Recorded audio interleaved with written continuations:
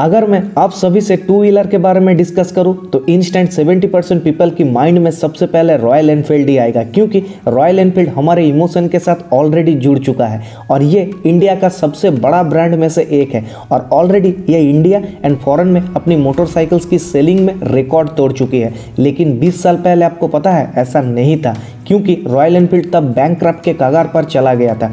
अच्छा चलिए मैं आपको एक और इंटरेस्टिंग चीज़ें बताता हूँ। अगर आप साल 2000 में रॉयल एनफील्ड बाइक को छोड़ के उस पैसों से आप रॉयल एनफील्ड में यूज़ होने वाली इंजन यानी कि आइचर्स मोटर्स की शेयर खरीदते तो आज उनकी वैल्यू नियर अबाउट 3.5 से लेकर 4 करोड़ तक होता।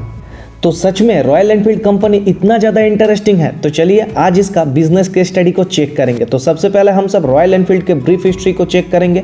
एनफील्ड मैन्युफैक्चरिंग कंपनी लिमिटेड की एस्टेब्लिश इंग्लैंड में बाईसाइकिल बनाने के लिए किया गया था, लेकिन इससे मैनेजमेंट को कुछ खास पसंद नहीं आया, इसीलिए इन्होंने दूसरे टाइप्स के व्हीकल मैन्युफैक्चरिंग पर ज़्यादा फोकस रखा। एंड साल 1899 में रॉयल एनफील्ड क्वाड्रेंट साइकिल बनाया जिससे रेयर माउंटेड इंजन से पावर मिलता था। एंड साल 1901 में एनफील्ड अपना पहला बाइक 239 सीसी इंजन के साथ मार्केट में लॉन्च किया और साल 1947 में इन्होंने अपना बिजनेस को एक ग्लोबल बिजनेस में कन्वर्ट करने का डिसीजन लिया। एंड साल 1949 में एनफील्ड इंडिया मार्केट में मोटरसाइकिल की सेलिंग चालू की।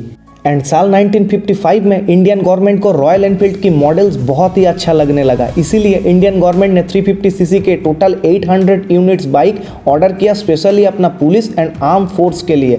और ये तब से लेकर आज तक हमारे इंडियन आर्मी ऑफिसर्स के बॉर्डर पेट्रोलिंग के लिए यूज़ किया जाता है। एंड साल 1990 में रॉयल एनफील्ड ने एक इंडियन ऑटोमोबाइल कंपनी आइचर्स मोटर्स के साथ मर्ज हुआ, लेकिन साल 1999 के बाद रॉयल एनफील्ड की सेलिंग्स धीरे धीरे कम होने लगा और इसका सबसे बड़ा 2 रीज़न ये था, poor quality and outdated design. And इसका एक और सबसे बड़ा प्रॉब्लम ये था कि उस टाइम इंडिया में जापानीज टू व्हीलर मार्केट को अच्छी तरीके से कैप्चर कर लिया था।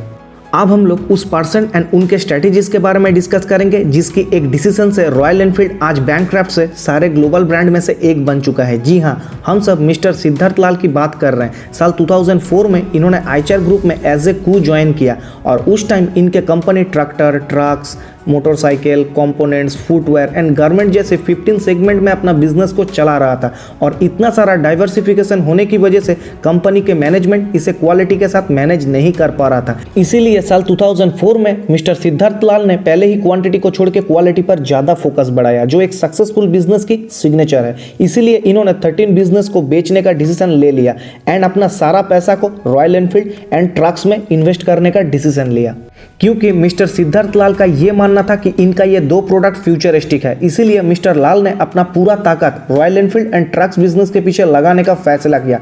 इनका हर स्ट्रांगनेस, वीकनेस को एनालिसिस करते हुए मार्केट में फिर से एक न्यू इमेज के साथ अपना बाइक्स को लॉन्च किया। तो अब हम लोग रॉयल एनफील्ड की रिवाइवल स्ट्रेटेजी को लेकर डिस्कस करेंगे। जब साल 2000 में रॉयल एनफील्ड कंगाल के कगार पर चला गया था, तब मिस्टर लाल के साथ उनकी पूरी टीम इसे जड़ से सॉल्यूशन करके मार्केट में अपना एक अलग ही छाप छोड़ने का प्लानिंग कर रहा था। और उस टाइम ये पूरे इंडिया के ओनली 1 ऑटोमोबाइल कंपनी है जो जापानीज कोलैबोरेशन में नहीं था।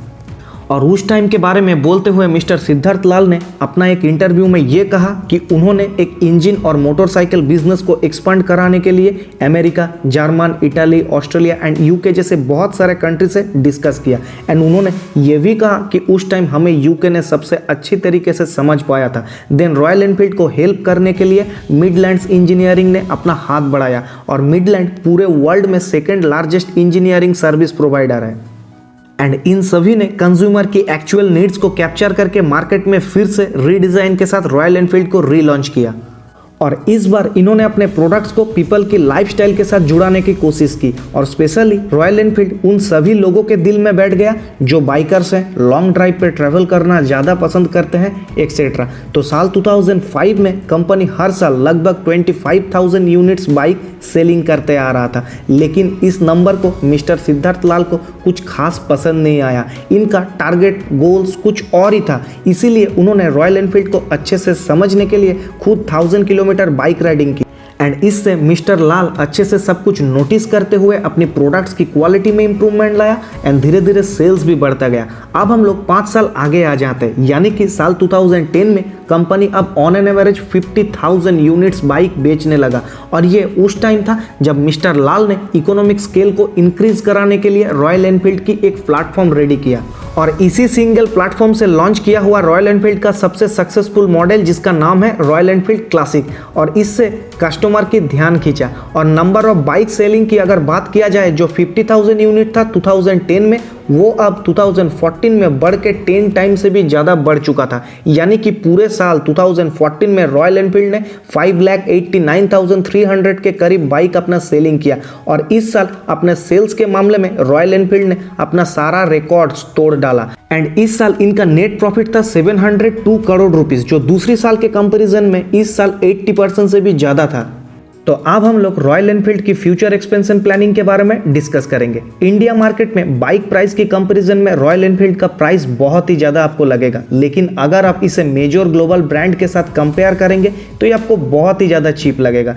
इन्होंने 2014 के बाद कभी भी प्राइस पे कॉम्प्रोमाइज़ किया ही नहीं एंड 2015 में इन्होंने एक वर्ल्ड रिकॉर्ड बनाया। दरअसल इस साल रॉयल एनफील्ड ने सेल्स के मामले में हार्ले डेविडसन को भी बीट कर डाला एंड इंडिया का सबसे ज़्यादा एक्सपेंसिव स्टॉक बन गया एंड ईयर 2020 एंड 21 में अराउंड 6 मिलियन यानी कि 60 लाख यूनिट से भी ज़्यादा बाइक्स अपना मार्केट में सेल किया।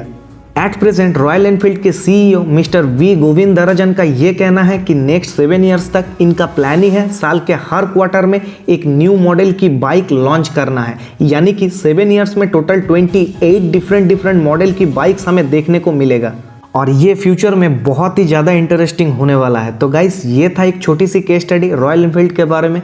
तो आज वीडियो को यहीं पे ख़त्म करेंगे, तो मिलते हैं अगले हफ्ते and after all thanks for watching.